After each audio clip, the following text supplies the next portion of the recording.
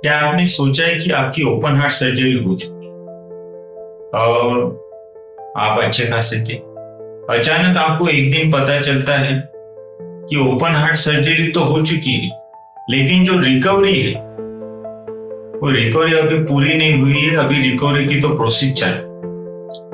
तो आइए चलते ये रिकवरी प्रोसेस के बारे में जानने के लिए, ओपन हार्ट सर्जरी या बाईपास सर्जरी के बारे में जानने के लिए आपका बहुत बहुत स्वागत है मेरे YouTube channel doctor Pradeep Vargani cardiologist में। और मैं हूँ आपका host doctor Pradeep Vargani cardiologist.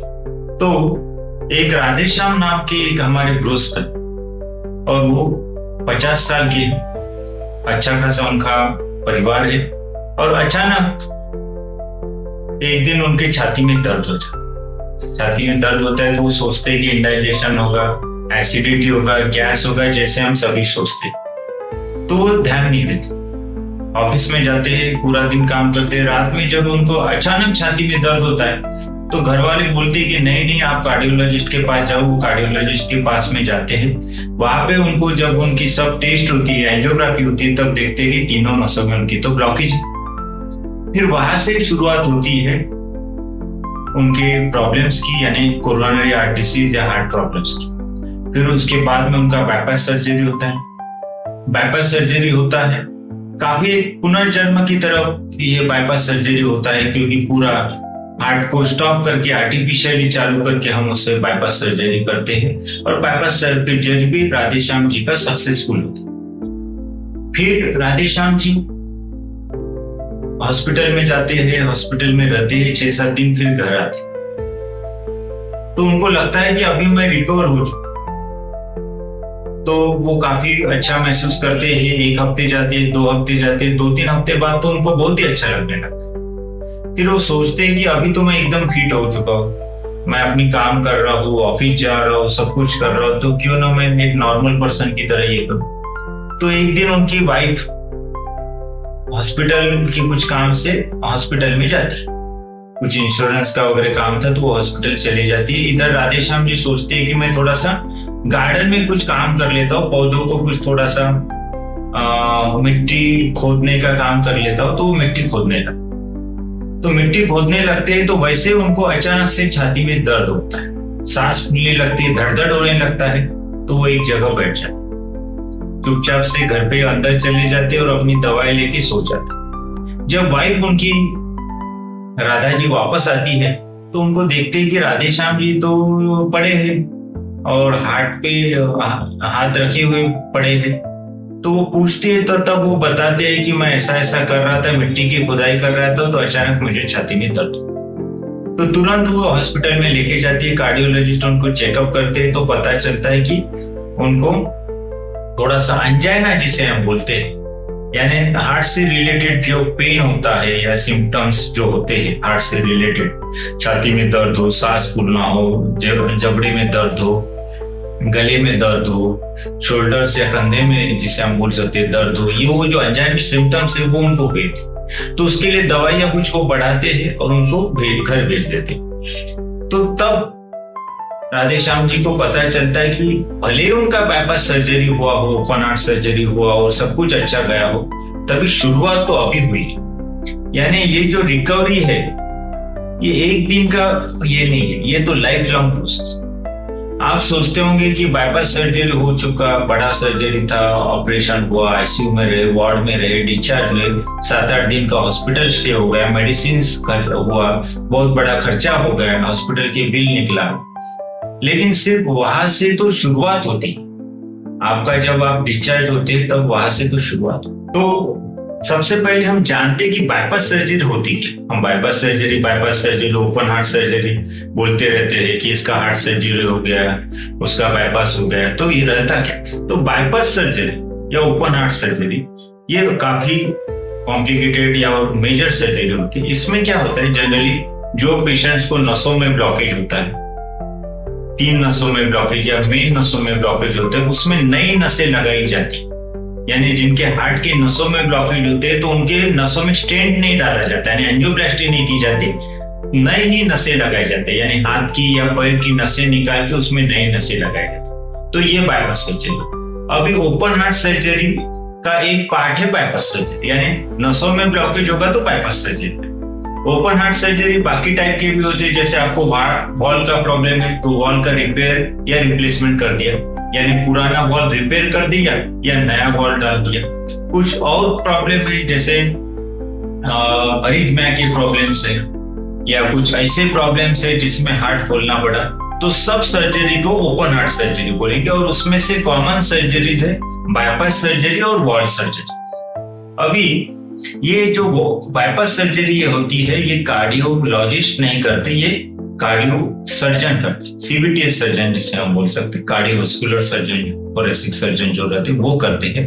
लेकिन इसमें भी टीम वर्क होता है, इसमें कार्डियक एनेस्थेसिस्ट रहते हैं, कार्डियक सर्जन रहते हैं और फॉलो पेशेंट को कार्डियक इंटेंसिविस्ट और कार्डियोलॉजिस्ट देते हैं। और ये कार्डियक ओटी में पूरी तरह असेप्टिक प्रिकॉशंस में किया जाता है। अभी जैसा हमने बात किया कि बाईपास या ओपन हार्ट सर्जरी के बारे में बाद में क्या प्रिकॉशंस लेने चाहिए, क्या प्रॉब्लम। सबसे पहले तो आपको ये मेंटली सोच के चलना पड़ेगा कि ये स्लो प्रोसेस है रिकवरी, यानी आप ऐसा नहीं बोल सकते कि अभी मेरा सर्जरी हो गया, आज से मुझे दर्द नहीं होगा, छाती में जकड़न नहीं होगा, सांस नहीं खुलेगी, कुछ नहीं होगा, ऐसा नहीं।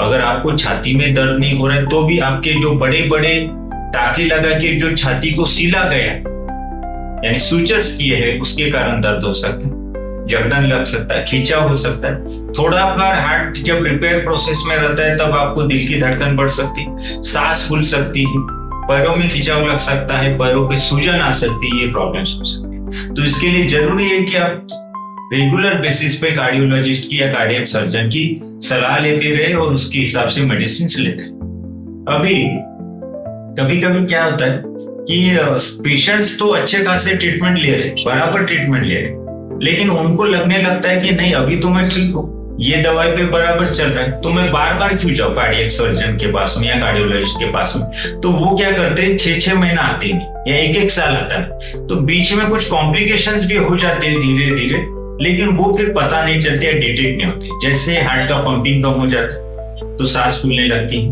या पैर पे सूजन आने लगती या दिल की धड़कन कम या ज्यादा होती या ब्लड प्रेशर ड्रॉप होने लगता है। लेकिन ये जो स्लो कॉम्प्लिकेशंस है, जब पेशेंट डॉक्टर के पास में पहुंचता नहीं तो ये डिटेक्ट नहीं। कभी कभी क्या होता है, किडनी के रिपोर्ट्स बढ़ के आने लगते या थोड़ा थोड़ा खून लीक होने लगता है तो हीमोग्लोबिन ड्रॉप होने लगता है। लेकिन ये जो प्रॉब्लम से ये पता ही नहीं चलते, क्योंकि पेशेंट को लगता है मैं तो ठीक हूँ, मुझे तो अच्छा ही लग रहा है, या थोड़ी छोटी मोटी प्रॉब्लम होता है तो उसको लगता है कि ये सर्जरी के बाद में होती होगी, इतना बड़ा सर्जरी हुआ है तो ये सब प्रॉब्लम। तो इसके लिए नजरअंदाज नहीं करना चाहिए। कोई भी आपको तकलीफ हुई आपको कार्डियोलॉजिस्ट को या कार्डियक सर्जन को दिखाना चाहिए।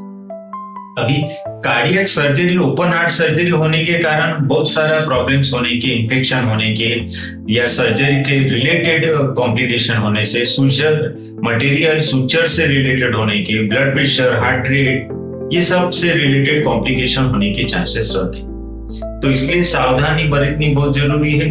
और सबसे मेन इंपॉर्टेंट है कि आपका एक बार सर्जरी हो चुका है तो आपका जो रिहैबिलिटेशन प्रोसेस, यानी एक्सरसाइज करना, सही से डाइट लेना, नींद लेना, स्ट्रेस फ्री रहना, मेडिसिन रेगुलरली लेना, रेगुलर फॉलो अप करना, ये सब बहुत ज्यादा जरूरी है। बहुत सारे लोग दवाई तो बराबर लेते हैं लेकिन बाकी चीजें बराबर नहीं करते, यानी डाइट, एक्सरसाइज, इस पे ध्यान देते। कुछ लोग डाइट एक्सरसाइज अच्छा करते, नींद बराबर नहीं लेते, स्ट्रेस ज्यादा लेते। नहीं, इसका एक संतुलन, बैलेंस बहुत ज्यादा इंपॉर्टेंट है कोई भी अच्छा सर्जरी का सक्सेस लॉन्ग टर्म पे मेंटेन करने के लिए, क्योंकि ये जर्नी है, ये कोई एंड पॉइंट नहीं है कि आज सर्जरी हो गई तो कल से नया हार्ट मिल गया, ऐसा नहीं। ठीक है, ओपन हार्ट सर्जरी कोई भी हो उसमें लॉन्ग टर्म ही हीलिंग होगा, लॉन्ग टर्म ही उसमें रिपेयर धीरे धीरे होगा, लॉन्ग टर्म ही इंप्रूवमेंट होगा।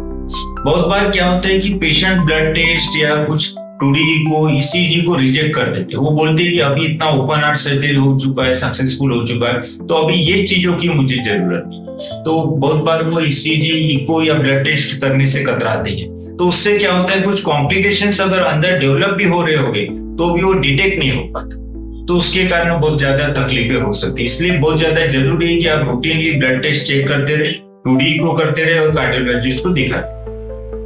बहुत बार क्या होता है कि पेशेंट जो है ना, सिम्टम्स को उनको तो पता चलते, जैसे छाती में दर्द हो रहा है, सांस फूल रहा है, लेकिन वो अपने हिसाब से ट्रीटमेंट लेते, यानी सांस फूल रहा है तो सांस की दवाई बढ़ा देंगे, छाती में दर्द होता है तो सॉर्बिटेट ले लेंगे, पेन किलर ले लेंगे, एंटासिड ले लेंगे। यानी अपने आप जब वो इलाज करने लगते हैं तो धीरे धीरे ये कॉम्प्लिकेशन धीरे धीरे बॉडी में बढ़ते जाते और एक दिन उसका बम फूट जाता है। तो ऐसा नहीं होना चाहिए। तो ये आपके लिए बहुत ज्यादा जरूरी है कि कॉम्प्लिकेशन का सेल्फ ट्रीटमेंट रखिए। बहुत बार क्या होता है, पेशेंट्स कार्डियोलॉजिस्ट की दवाई ले रहे हैं और एक आधी ट्रीटमेंट ले रहे हैं, एलोपैथी ले रहा है, आयुर्वेदिक ले रहा है, होम्योपैथिक ले रहा है, कुछ तो और ले रहा है, काढ़े भी ले रहा है, घर की ट्रीटमेंट भी ले रहा है, अदरक लहसुन भी खा रहा है। तो क्या होता है, बहुत ज्यादा मिक्सचर हो जाता है। तो उससे क्या होता है, जो मेडिसिन सच में बॉडी में जानी चाहिए थी वो कम होने लगती है। नहीं तो कुछ क्या करते हैं कि इस मेडिसिन को आधा हफ्ता चालू रखेंगे और दूसरी मेडिसिन आधा हफ्ता ले लेंगे, यानी अल्टरनेटिव ट्रीटमेंट चालू कर देते, अल्टरनेटिव ट्रीटमेंट का मिक्सचर बना देते, जो बहुत ज्यादा लाभप्रद नहीं रहता है। बहुत बार कभी कभी तो बहुत ज्यादा कॉम्प्लिकेशंस भी उसमें हो जाते हैं। बहुत बार क्या होता है कि पैरों में जख्म रहती है, नसें निकाली होगी तो पेट में जख्म रहती है, तो उसमें कभी कभी उसमें से कुछ इन्फेक्शन होने के चांसेस रहते हैं। तो इन्फेक्शन को लोग घर पे ट्रीट करना चालू देते, घर पे ड्रेसिंग कर देते, या घर पे कुछ तो मलहम वगैरह लगा देते, कुछ तो ऑइंटमेंट लगा देते और सोचते हैं कि ये ठीक हो जाएगा। ये छोटी मोटी जख्म नहीं, ये हार्ट से रिलेटेड जख्म है, ये हार्ट से डायरेक्टली कांटेक्ट में जख्म रहती है। तो ऐसा आपको घर पे कुछ जख्म ये सारी ड्रेसिंग कर देना ये लाभप्रद नहीं होगा, इसका इन्फेक्शन हार्ट में जा सकता है, बहुत बड़ी कॉम्प्लिकेशन हो सकती है। तो आपको ऐसा नहीं करना। बहुत बार क्या होता है कि किडनी का फंक्शन कम हो जाता है, यूरिन उतनी नहीं होती है, सांस फूलने लगती है, चेहरे के ऊपर सूजन आती है, लेकिन लोग सोचते हैं कि बड़ा सर्जरी है तो थोड़ा सा कुछ ना कुछ तो तकलीफ हो गई तो उसको नजरअंदाज कर दो। ऐसा नहीं करना चाहिए। आपको अगर पेशाब में, टॉयलेट में, खाना खाने में या कुछ भी ऐसी तकलीफ है जो आपको लगती है कि नई तकलीफ है, हार्ट की सर्जरी के बाद में है ये, तो आपको जरूर उसके ऊपर ध्यान देना चाहिए, उसके बारे में ट्रीटमेंट लेना चाहिए। बहुत बार लोग ऐसा होते हैं कि धीरे धीरे मेडिसिन कम करना चालू देते, यानी 2 महीना बराबर लेंगे, 6 महीना बराबर लेंगे, फिर धीरे धीरे लगेगा नहीं अरे अभी तो अच्छा लग रहा है तो एक गोली कम कर दी, फिर 1 महीने बाद और एक आधी गोली कम कर दी, फिर धीरे धीरे एक आधी गोली आधी लेना चालू कर दी। ऐसे धीरे धीरे लोग मेडिसिन कम करना चालू देते, सेल्फ ट्रीटमेंट करने जाते। तो सेल्फ ट्रीटमेंट में क्या होता है, कभी कभी बहुत बड़े कॉम्प्लिकेशंस हो जाते हैं। तो सेल्फ ट्रीटमेंट आपको करना है। बहुत बार क्या होता है कि पेशेंट को समझता ही नहीं कि किसको दिखाना चाहिए। पेशेंट किसी ऐसे डॉक्टर को दिखा देता है जिसकी सच में नॉलेज नहीं, यानी वो किसी जनरल सर्जन को दिखा देगा या फिर किसी और एलोपैथी के डॉक्टर को दिखा देगा, और जिसको कार्डियोलॉजिस्ट को या कार्डियक सर्जन को दिखाना चाहिए उसको नहीं दिखा पाता। तो जो कॉम्प्लिकेशंस होते हैं, जो कॉम्प्लिकेशन पिकअप होने चाहिए, कार्डियोलॉजिस्ट और कार्डियक सर्जन जो पिकअप कर सकते, वो ये बाकी डॉक्टर्स नहीं पिकअप कर सकते, और उसके कारण ट्रीटमेंट में भी थोड़ा सा फर्क पड़ जाता है, क्वालिटी ऑफ ट्रीटमेंट इफेक्ट हो जाती है। तो वो भी बहुत ज्यादा जरूरी। और सबसे इंपॉर्टेंट है कि स्लो बट स्टेडी, यानी आपको लगता है कि आज आपको तकलीफ हो रही है तो आप उसको एक्सेप्ट कीजिए। आपको लग रहा है कि रिकवरी स्लोली हो रही है तो ये स्लोली होनी है। ये आज आप सर्जरी हो गई और कल से आप मैराथन दौड़ोगे ऐसा नहीं, आपको धीरे धीरे ही करना पड़ेगा। 6 महीने 1 साल आपको देना पड़ेगा, धीरे धीरे फिजिकल एक्टिविटी बढ़ानी पड़ेगी। आज करना पड़ेगा, आज 5 मिनट चले और कल आधा घंटा चल गए ऐसा नहीं होना चाहिए। धीरे धीरे एक्टिविटी बढ़ानी पड़ेगी, धीरे धीरे डाइटरी चेंजेस करने पड़ेंगे, धीरे धीरे नींद, स्ट्रेस, ये सब चीजें मैनेज करनी पड़ेगी। और काम पे भी जाना, ड्राइविंग करना, एक्सरसाइज करना, ये सब जो फिजिकल एक्टिविटीज रहती वो भी धीरे धीरे चालू करनी पड़ेगी। ऐसा नहीं कि अभी अच्छा लग रहा है तो मैं ऑफिस में चला जाता हूँ और काम करने लगता हूँ, ऐसा नहीं। डॉक्टर के सलाह के बिना कोई भी एक्टिविटी नहीं करनी चाहिए। बहुत बार क्या होता है, लोग जिम लगा लेते हैं या कुछ मैराथन दौड़ लेते या कुछ हेवी एक्टिविटी कर लेते तो उसके कारण भी तकलीफ होती। जैसे हमने राधेश्याम जी की स्टोरी में देखा कि वो पौधों को मिट्टी खोदने लगे तो उनको तकलीफ हो गई, तो ऐसा आपको नहीं करना। तो सब चीजें slow and steady, recovery process एक स्लो प्रोसेस है, इसको आपको मान के चलना पड़ेगा कि आज ही ये रिकवरी 100% नहीं होगी, आज 99% हुई है तो 100% को भी 10 दिन लग सकते हैं। यानी आज 99 हुआ तो कल 100% होगी, ऐसा भी आपको सोचना है। स्लोली चलो।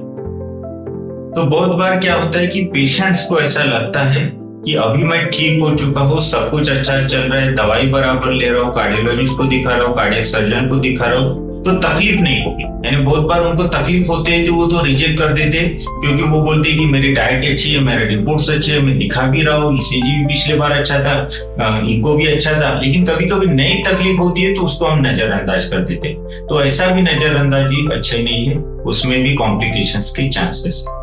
तो ये सब चीजें हैं, ऐसी बहुत सारी बातें हैं जो हम नेक्स्ट वीडियो में भी देखने वाले हैं। और आपको ऐसा कुछ डाउट आता है, आपको ऐसा कुछ लगता है कि ये चीजें आपको पूछनी चाहिए थी या ये चीजें मुझे आपको बतानी चाहिए थी, तो आप मुझे कमेंट सेक्शन में जरूर बताइए। और जरूर आपके कुछ सवाल होंगे, अगर आप कार्डियक पेशेंट्स है, आपके घर में कोई कार्डियक पेशेंट्स है, तो भी आप जरूर मुझे कमेंट सेक्शन में बताइए, मैं आपको उसको मैं आंसर करूंगा और आपसे जुड़ने की कोशिश करूंगा, ठीक है।